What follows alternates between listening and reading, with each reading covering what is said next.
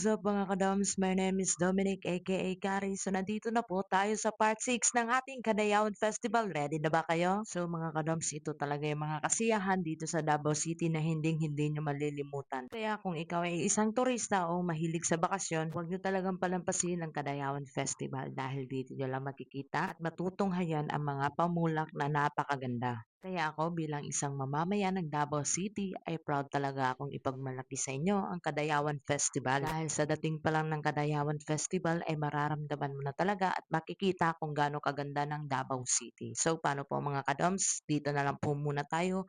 Abangan nyo po ang part 7 ng ating Kadayawan Festival. Bye!